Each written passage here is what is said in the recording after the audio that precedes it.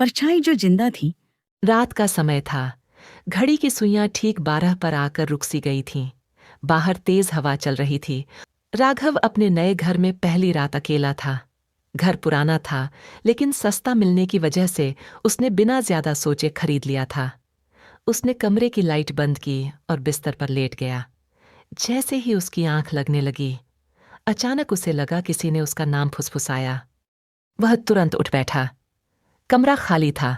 उसने खुद को समझाया, शायद वहम है। लेकिन तभी दीवार पर उसकी नजर पड़ी। उसकी परछाई दीवार पर साफ दिख रही थी। पर अजीब बात यह थी, उसका शरीर हिल नहीं रहा था, लेकिन परछाई धीरे धीरे हिल रही थी। राघव का गला सूख गया।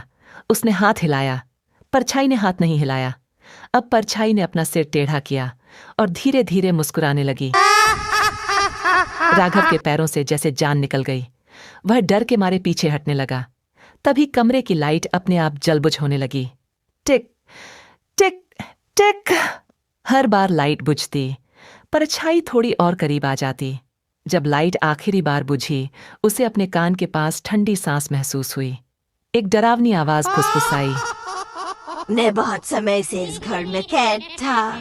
आज तुम आए हो। अब मैं आजाद हूँ। राघव चिल्लाने ही वाला था कि लाइट जल गई। कमरा फिर खाली था, पर दीवार पर अब दो परछाइयां थीं, एक उसकी और दूसरी, जो धीरे धीरे उसकी ओर बढ़ रही थी। अगली सुबह पड़ोसियों ने देखा कि घर का दरवाजा खुला है। अंदर सब कुछ वैसा ही था, बस राघव कहीं नहीं था। लेकिन दीवार पर आज भी दो परछाइयां दिखती हैं, और रात 12 बजे उनमें से एक परछाई हमेशा दरवाजे की ओर बढ़ती है, जैसे किसी नए इंसान का इंतजार कर रही हो। अगर आप उस घर में होते तो क्या दरवाजा खोलते? याद रखिए, सस्ती चीज का लालच कभी कभी सबसे महंगा पड़ता है। क्या आपको लगता है वो सच में गायब हुआ या कुछ और हुआ? कमेंट में बताइए।